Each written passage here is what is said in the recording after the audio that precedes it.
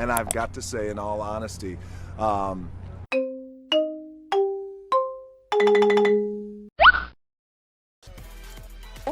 It's only a game. Why did you care?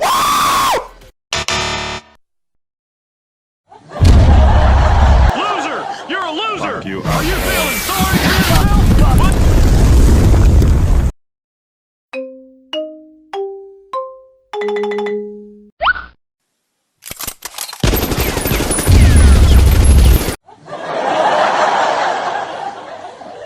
Yes, she went to China.